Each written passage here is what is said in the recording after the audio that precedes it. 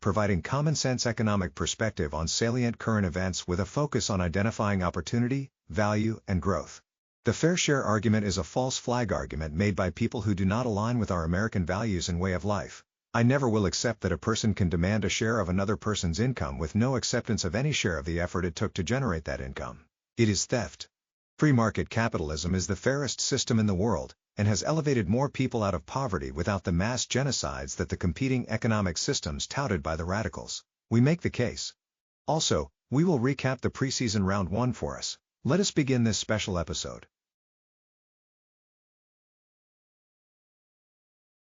Who really aligns with our vision for America? We will each give our view of the flaws in the radical socialist agenda to show why it does not work and what a better approach looks like. Americans do not want communism, despite some wins by the radical Democratic Socialist of America. They consistently underperform the polls even in the elections they win. In a primary, radicals can upset dinosaur politicians whose only accomplishment is that they were elected and nothing else. In a general election, the task is harder when you are asking your fellow residents to support ideas that are counter to their values and detrimental to theirs and everyone they hold dear well-being.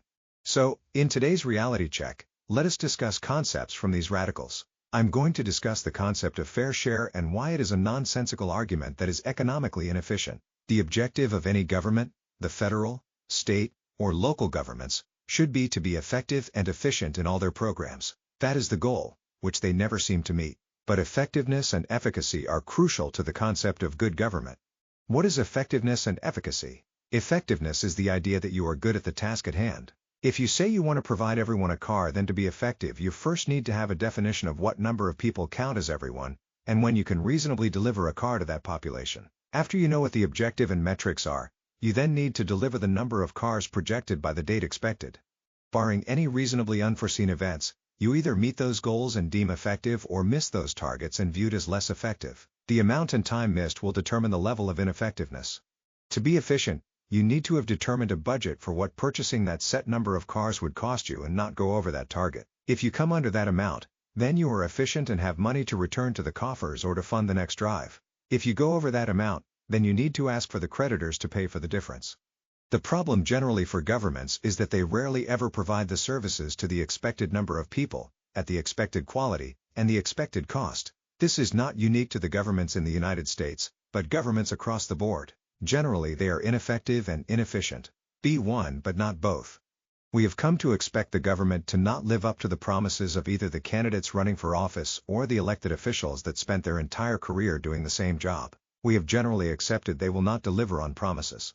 And we use politics to play up the effort or detract from the ones that actually come close. The general expectation of the public is that the price tag is always going to be higher than what was marketed, and the government will look for a group of suckers to fund their inability to operate projects and process in a manner that is cost-conscious and timely. Rather, the argument is who should be paying the cost created by bad leadership, waste, corruption, and fraud. The idea that people are not paying a fair share is flawed because of what the formula the left uses as fair. If there are 100 slices of pizza, and I eat 8 slices, my fair share is 8% of the bill because I consumed or utilized 8% of the total. I should not be looking for someone who has more money to cover the cost of my 8 slices, especially if they had less or none at all. The most equitable distribution is based on usage. Now, there is a reasonable accommodation to ensure that everyone has the ability to get a slice, especially if the person has no rational way of covering the cost. But the infrastructure needs to be that people who are reasonably able-bodied pay for the cost of their usage.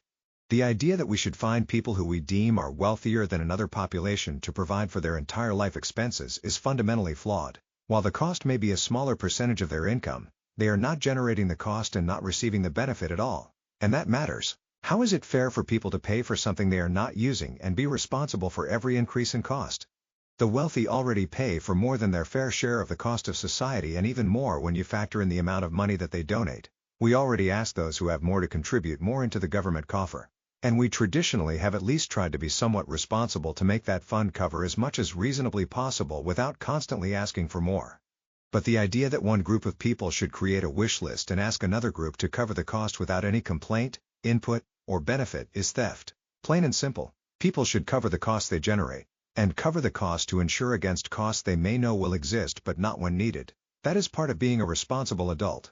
The fact that people do not want to talk about is when you separate the cost from the benefactor, The cost increases because the cost creator will be unbound by the responsibility of the bill. If I did not pay for my 8 slices, which already is a lot of pizza, why would I not grab a 9th and 10th slice for the road?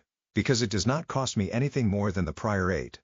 Consider the student loan market, which is highly backed by the federal government. According to artificial intelligence research, over 60% of borrowers who receive subsidized student loans will max out the amount they can borrow. That number shrinks when you look at borrowers of unsubsidized student loans, which require the borrower to be able to cover the cost of interest from day one of disbursement. In fields where the borrowers are expected to enter high-wage positions, the percentage of maxed-out borrowers is drastically less. Medical, law, and business majors are less likely to max out their loan amounts. An interesting phenomenon, as one may expect people who have a greater known ability to max out their borrowing to do so. Now, I will acknowledge the fact that some students may need to max out their loans. There are many students that have responsibilities beyond the average student, which is understandable. Some are the results of their choices or choices made by others that fall onto them. But we cannot pretend like that is every student's case. For every 1 or 2 students that unfortunately find themselves in this situation, there are 4 or 5 students who max out their loans because they want to eat out every night, go on spring break every year, and live comfortably. Not judging them. I knew a ton of people who did that. Some regretted it. Others simply understood the need to maximize their income with second jobs to pay down their student loans. I cannot reasonably support the idea that public policy would allow one group to create a bill that another group has to cover and expect that is fair. We know how that idiocracy plays out. Eventually the bill becomes too large to manage and no longer the wealthy class available to pillage. Then comes the rationing.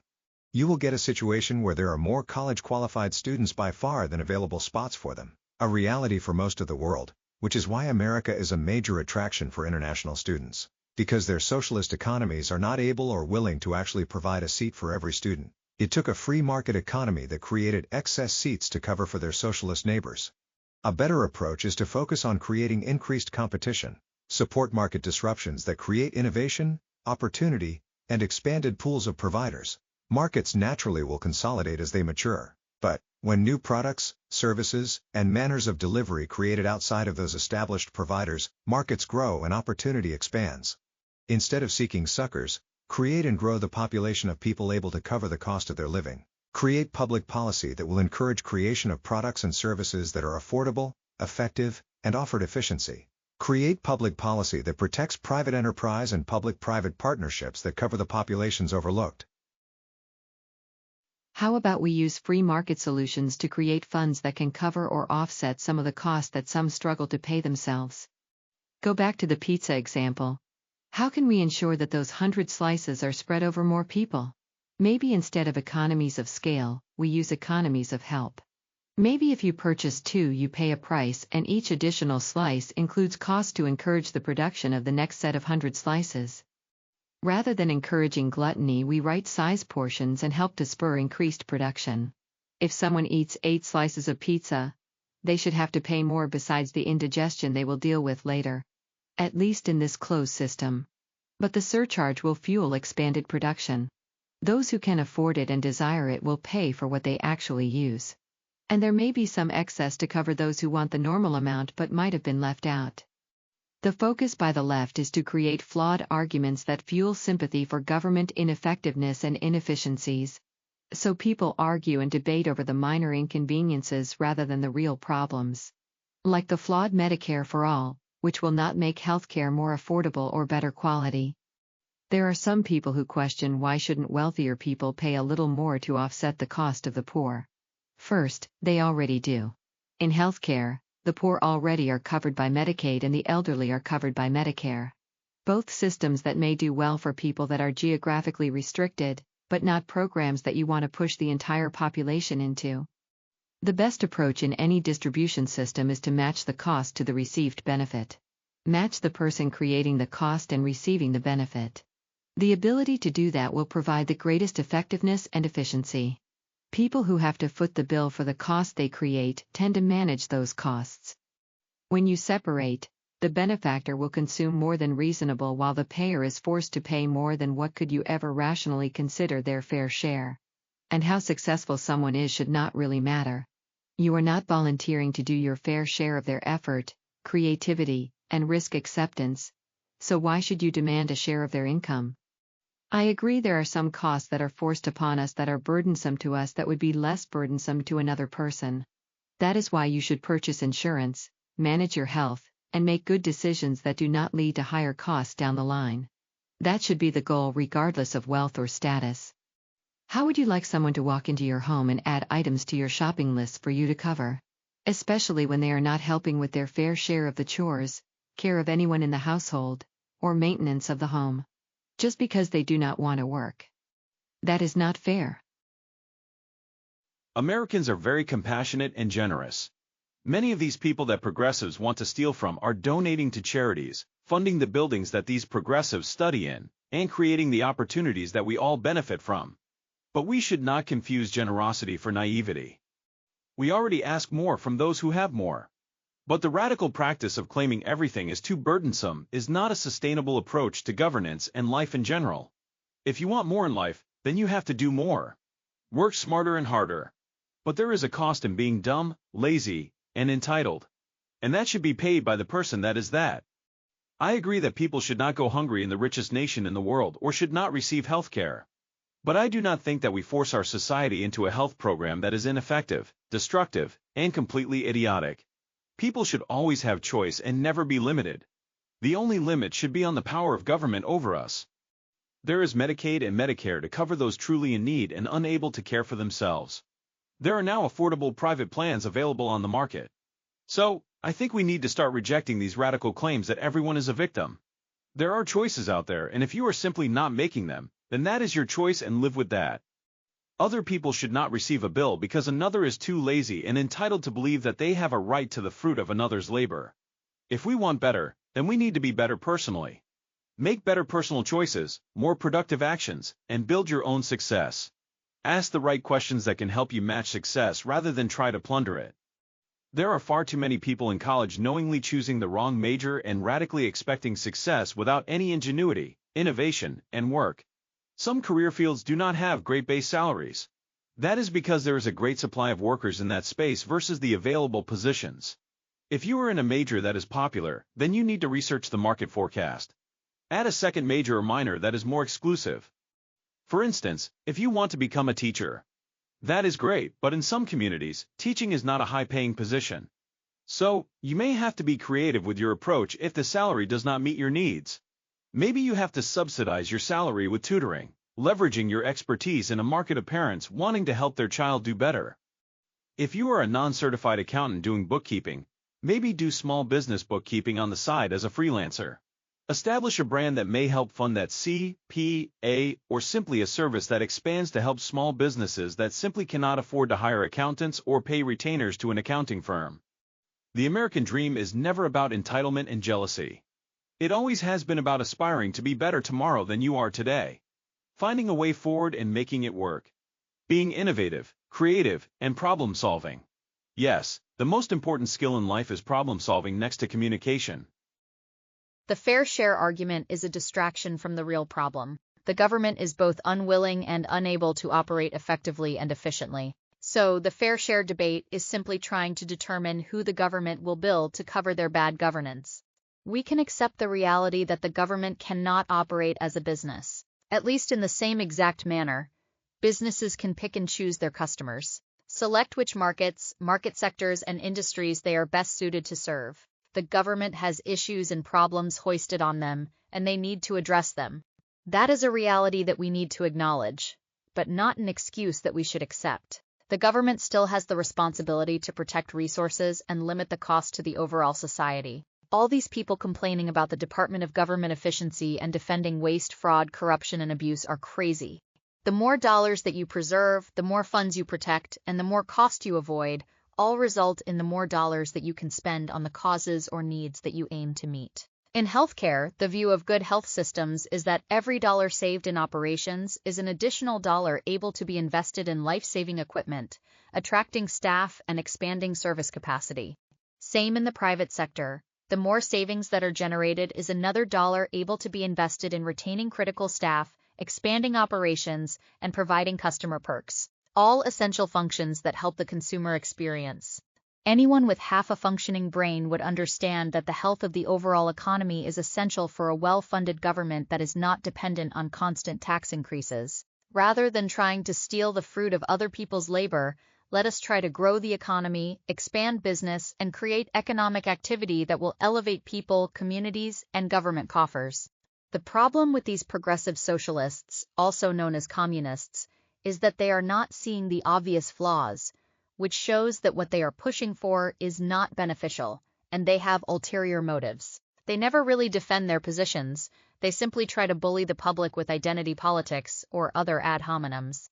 The fact of the matter is that communist model of a shared economy proved ineffective, leading to national rationing, population assignment to critical tasks, and even mass executions. Communist nations like China realized that the economic dogma was flawed, which is why it moved to accept some market economics to some degree. They were neighbors to the Soviet Union and did not want that same fate.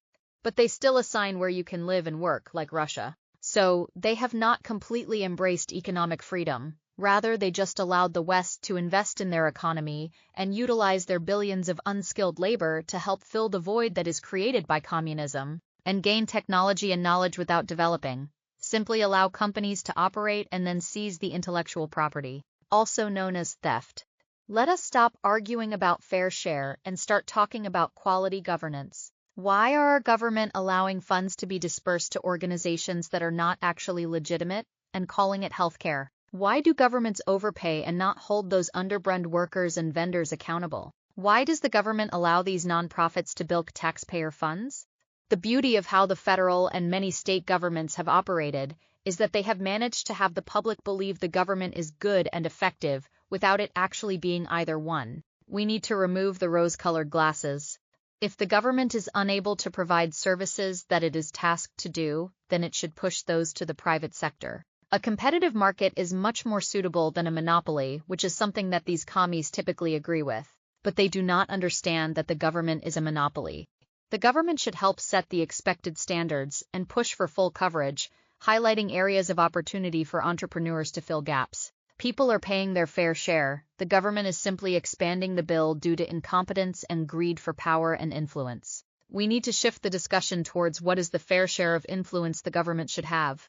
An easy question. Very little.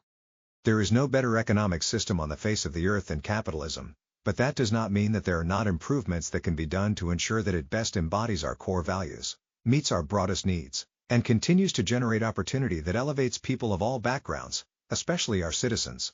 The core of free market capitalism is that it allows people to trade something of value to other people in exchange for money or something they value in an equal amount. The basic supply and demand. There is a demand for something, and on the other side there are people willing to supply to meet that demand at different price points.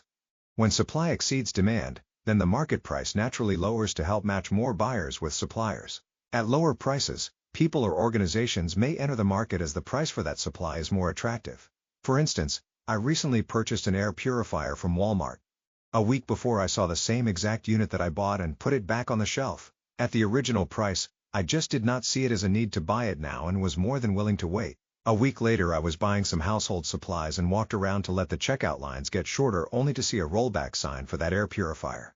It had come down a bit. Now, when I looked at the new price and cost of a competing model that was not lowered, that was not well liked, I decided to purchase it, even though the price was not a sale price that would go back up a week later. The calculation at the moment was that the benefit now was worth the cost. When prices go down, buyers in that market space will naturally be more open to purchase, as everyone has a different price point they are willing to complete an exchange. One thing I disagree with some economic commentary is that a market only includes people that make transactions. There are market adjacents waiting for prices to fall into their expectation zone before they make a decision. On the supplier side, there are similar considerations, but inverse. Decreasing salaries are not going to attract more candidates to apply for the job, unless those candidates do not have a current job. For many potential job seekers, they are looking for something more advantageous to their current situation. So, a higher paying salary that aligns with their interests will increase the likelihood of them applying and making the switch. Otherwise, they will wait until they find something that is a better fit for their situation. That is natural and something we all do if we are in a position to hold out. Or we may accept a job now and then re-enter the market when we see what we originally sought. Free market economics runs on a balance of buyers finding a price they are willing and able to pay with suppliers willing and able to sell at that same price. Buyers seek affordability while suppliers seek profits and the ability to invest in growth. The reality is that both sides can find what they need if others simply stay out of the formula and out of the way. Suppliers can achieve greater profitability by spreading fixed cost over a greater number of items sold, known as economies of scale, improving how it manages the input costs, and reducing operational waste and risks. Ideally, the suppliers will keep some of those efficiencies to invest in their business and staff and use some to alleviate the cost for consumers, also known as affordability. Any external costs placed to an organization will have an impact on the price consumers pay. Regulatory fees, taxes, and local charges are all pass-through costs the end users may have to bear. Look at your phone bill. There are many taxes and fees that really have no net positives for the end users, but the government wants their cut. The dynamic of free market capitalism is that people are able to get what they want, at the price they can afford, and are able to benefit from customization and innovation if they choose. There is no formal permission structure that perverts the process like in centralized economies. The consumers show producers they want this and willing to pay that, then there will be some entrepreneur that will seek to do just that. The opportunity is that if you are ambitious, innovative, and hard-working, you will jump on that new space to meet that need to elevate your economic situation. And that creates another person the opportunity to find a way to do it more efficiently and price compete, and others to compete on features, perceived quality, and versioning, expanding choice and allowing all to benefit. Notice that there is no government approving it because they need to see how it impacts their interests or agenda. The public gets to communicate directly with producers to get what they need and want. If a company has grown too big that it is no longer as receptive as it needs to be, there will be a competitor to fill that void. What self-regulation is supposed to be. But there are market inefficiencies that are really caused by public policy, some of which were well-intended but never modernized or re-evaluated. So some organizations are more shielded from competition, allowing them to not have to be as responsive. Others simply have benefited that regulators have drained the profitability in the space, creating a monopolitics environment. This is why we have seen many states wise up and deregulated public utilities, as the consolidation of these services harmed consumers. Markets will naturally expand and contract, but that should be the result of market activity, not government preference. Generally, the government does more long-term harm than good in some cases, but some have found useful use of public and private partnerships that allow governments and businesses to address needs identified. Businesses can help provide the solution, and the government can assist with issue identification and addressing barriers that need to be better understood, updated, or removed. We need to embrace free market capitalism and accept the responsibilities of finding our space and competitive advantage. Find avenues for growth and wealth expansion. We all have a social responsibility to contribute to our economy and be a solution, not part of the problem. Nobody owes anything but a fair chance and basic kindness and respect. Everything else should be determined by our hard work. No other system has elevated people out of poverty like market economics and capitalism. Even communist and socialist societies eventually understood that there was a market for their unskilled labor, resources, and geographic position that could be exchanged for goods, services, or compensation needed. Too many people look at what other people have and dream about what they would do if they enjoyed that wealth. A sad result with a media that glamorizes the perceptions of wealth, status, and class without any consideration of pathways to success, personal journeys, and factors that help people succeed more than fail. Many times the entertainment media does not even realize when they are being fooled by the subject of their content, not actually owning the wealth and excess they are displaying. Renting for the day for the photo shoot. Borrowing jewelry, cars, or other items to increase their brand perception. But it may not be real. How many people report on influencers, but overlook those influencers not actually living the lifestyles that are portrayed? So it creates these irrational sense of insufficiency and social jealousy that these socialists are trying to exploit. What a failed rapper was able to exploit running against an abuser former Democrat governor and a coat rack Republican to win enough votes to become mayor of New York City. How do we change the perception of capitalism, as even some conservative sympathizers may feel a bigger role of centralized government when the people in power align with their political views? Politics of convenience is illogical in many situations. Economics of convenience is completely idiotic. I truly believe that the vast majority of people do not subscribe to the radical and naive economic views being offered by the communists parading as a democratic socialists. The radicals are exploiting populism to try to gain power.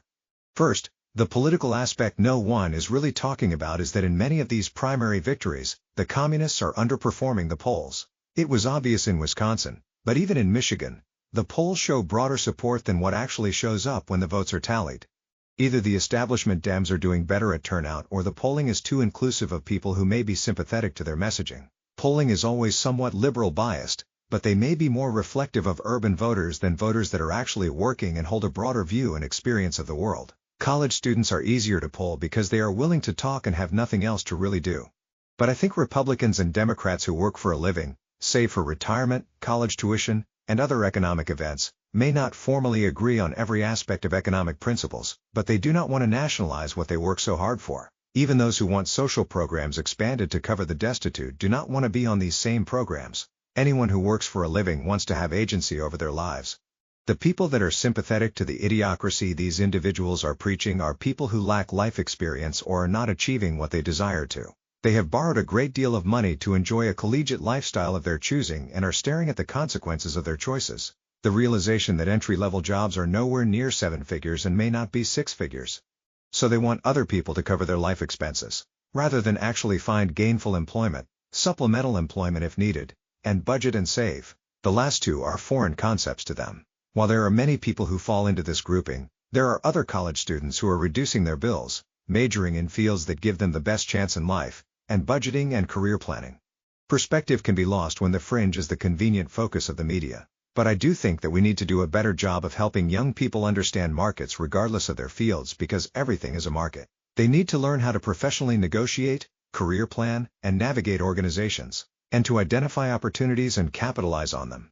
Sometimes you have to start working for a corporation to build a base level of knowledge and grow from there. Then branch off when that path has run its course. It is all right to run out of room in an organization. It is not all right to be bitter about it and expect someone else to give you a gift-wrapped solution. There is always an excuse to not stay in a bad environment, but you should always be evaluating whether your situation is still working out for you. See what the market holds and always be ready for what is next. You may have great coworkers and some comforts, but are there other factors you are seeking? Real friends and connections will remain with you regardless of if you still work with each other. Your bond started in one place but can grow and expand to new environments. Many times having friends and connections elsewhere can help give all parties perspectives that can advance careers. Or they could follow each other as one advances. In many ways, Americans are groomed to be a cog in the system rather than being prepared for a broad range of options that could exist for them. Our education system wants to bucket students early on to serve in certain functions and be good employees. And there is far too little focus on developing leadership skills. The focus is to get a job on day one that you will retire from. But this is not the reality most people will face in the workforce. Most people will work for numerous companies throughout their career. Many people will need that diverse experience to truly become experts in their fields. Many times people exclusively working for one organization are only versed in their organization's antiquated approaches. One aspect I think we should help students is to be able to not just understand leadership in all its forms, but to work to prepare themselves to one day potentially branch out and own something of value that could allow them complete agency over their careers. That would include understanding of common gaps in the marketplace that could be an opportunity, understand partners and resources that are available, keeping a Rolodex of your network skills and abilities in case you need partners, and continually knowing what skills you excel at and ones that you need to refine. We are not experts in everything, so we need to know our blind spots. And people need to understand professional communication and networking. As we demonstrated in our skit, there are ways to achieve success by communicating upwards. Sometimes you have to not only manage downwards, but upwards. Be willing to negotiate outcomes. Too many of the people that manage our education are focused on systemic processes that feed the college systems, which they control the funding for, and eventually fill entry-level positions. Many of these workers are not well versed in advancing and navigating the environment, unless they have parents to discuss with or mentors to assist. Rather than having an environment of resentment and jealousy, we need to focus more on trying to help people fill gaps in their toolkits. Our youth need to be able to accept that there will always be some people better connected and well off than you and others who are far worse than you. Even some of the people that you think are better off than you have other issues that you are lucky not to deal with. People need to understand the important aspect is that you are willing and able to close the gaps in regards to what employers seek and compensate for. That has always been at the heart of entrepreneurship. Understand what employers and decision-makers value and be able to deliver and communicate to it. Many times college graduates are idealistic to what their professors taught them in lectures. There is a difference between what is expressed in an ideal situation or environment with what needs to be done in a real-life chaotic environment that needs to be managed. Not every situation is one where an employee is going to win a Nobel Prize, but one where the operation is able to make it to the next day, month, quarter or year. Applying theoretics to real life is a challenge that some recent college graduates have in their inability to understand that experiences matters in addition to knowledge gained in education programs. Some burn bridges early on by not reading the room and networking professionally where their perspective can be applied in mutually beneficially manners. Many of these recent college graduates would find their early careers much easier if they learned some humility and self-awareness when they start a career. Too many young workers go into a work environment and believe they are the expert in the group when they were hired to be another pair of hands with the opportunity to learn and prove their worth. While some people are critical of over-credentialing and the career college students, I do value what college educations have to offer, as possessing degrees myself. But I think those who blend experience, insight, and their education to work situations will do better. There are many colleges where the professors have no actual on-the-job knowledge nor do they consult in the field.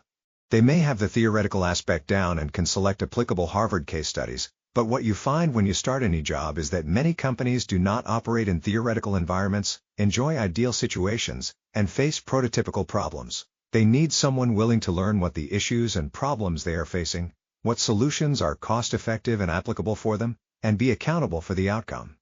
No company is perfect, and telling people that they are doing something wrong or not doing what the market leaders are doing is not helpful. What people may lack in knowledge or ability, they may make up for in seniority and record, so it is helpful to focus on creating solutions that elevate everyone. Many times you can see that the issues caused were out of necessity, not complete ignorance. Organizations operate in constraints, and you need to be able to apply your expertise to contribute to solutions to their problems in manners they can support and implement. Many of the organizations covered in case studies are ones with abundance of resources and executive support. You may find yourself dealing with the complete opposite. So it helps to be able to deal with the non-ideal and create solutions and processes that make life easier for everyone, even if it does not win you a Nobel Prize or feature in the Wall Street Journal. If you stack enough of those successes, then you will see your career go further. You can help yourself with effective communication. The more people understand how to advance careers, grow opportunities, they will become less susceptible to radical ideas. At least that is what we have to hope for. Let us begin this edition of the Scorecard with some news around sports. Football players, current and retired, are still causing legal drama. In Atlanta, James Pierce will miss 8 games following a reported attempt to kill his girlfriend with his vehicle, hitting her repeatedly while she was stopped at a traffic light. Pierce was allowed to enter a pre-trial diversion program, and the charges will be dropped if compliant. Does this make the state of Georgia seem like they take domestic violence seriously? Pierce also resisted arrest. The first-round draft pick will miss almost half of the season.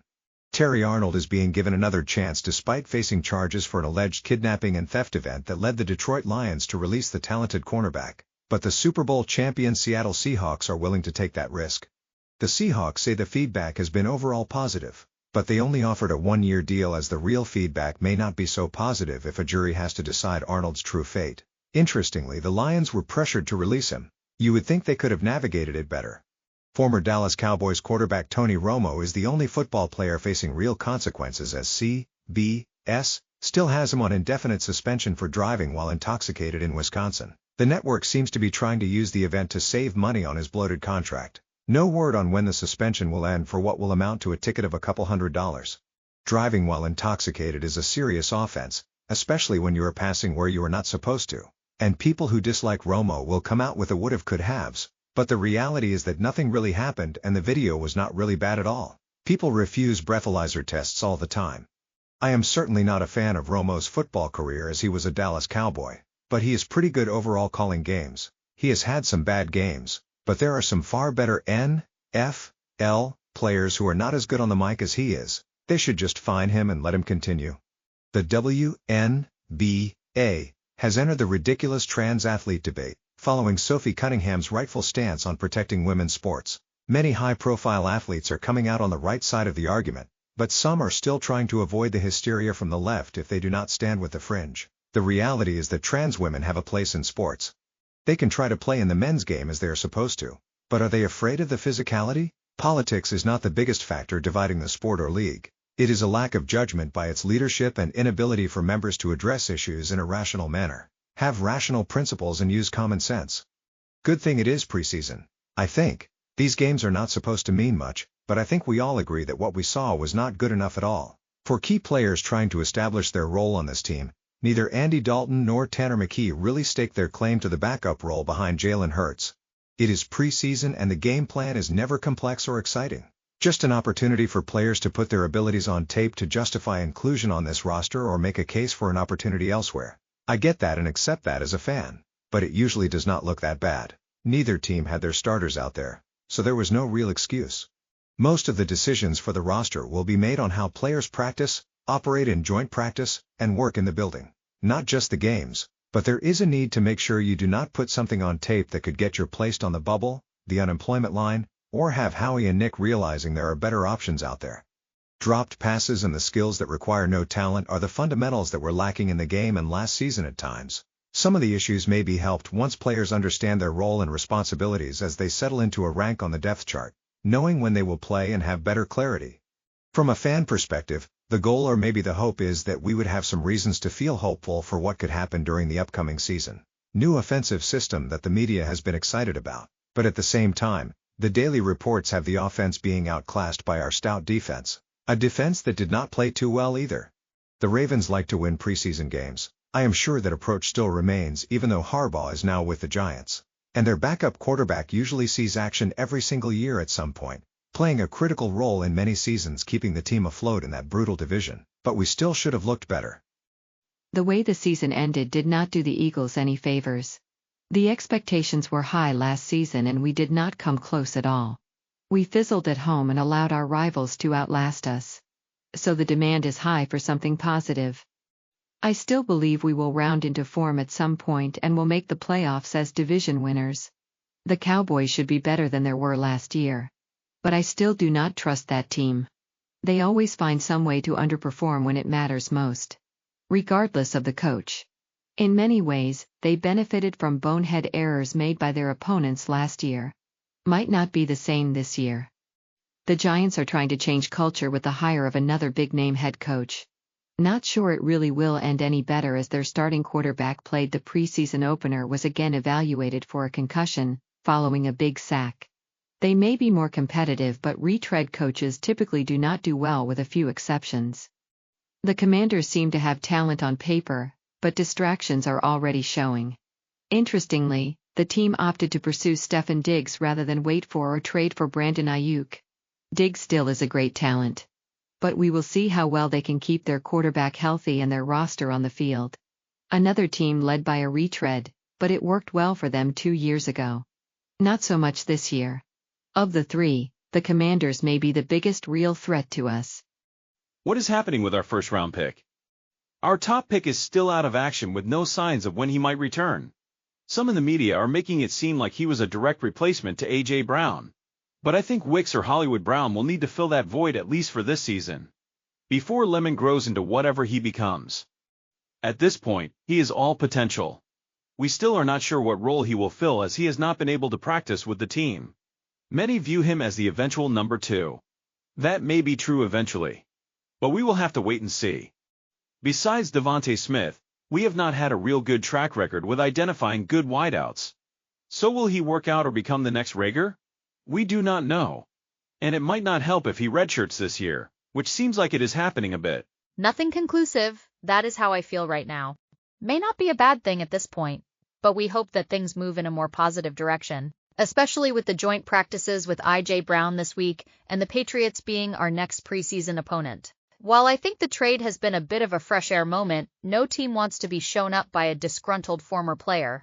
Disgruntled, maybe a strong word, as he really was not a major distraction, as we have seen other players been in similar situations. At the end of the day, we went to 2 Super Bowls and won one. That is a great run that I did not expect following the trade. Just hoped we would turn into a contender, but he pushed us to the top. Now, we have a good roster with star talent and youth as well. We need to be able to maximize our performance and win as much as possible. The Rams and other teams have positioned themselves to be prime contenders, but we need to show that we can contend with any team, anytime, anywhere. Go Birds! In closing, there is quite the difference in the field of midterm candidates. One party, which supports the idea of what makes America special and the greatest nation in the world. Just has not completely shown the courage and fortitude to demonstrate it when it matters most. And the other side are political descendants of Soviets, embracing the radical and dangerous principles that cost the lives of hundreds of million people. Times may be tougher for some than expected, as there was hope that our economy would turn around faster and felt at the macro and micro levels. But affordability is still an issue. Better in certain areas. Continued pain in others. Despite the situation, we must not make matters worse by accepting radical ideas that will undoubtedly fail and harm us for generations. Consider that people are asking you to give your resources and seed power to a government that those same people want to control and empower in a manner where it controls society and all aspects of our economy. Somehow you are supposed to be better with lower quality and less opportunity. Make that make sense. It is a farce. They know it, and you should too. Thank you for experiencing this episode of the Capitalist Reality Check. Your viewership is appreciated and valued. Please follow the Capitalist Reality Check on social media and continue to visit www.capitalistrealitycheck.com for new episodes. Thank you once again. Until next time.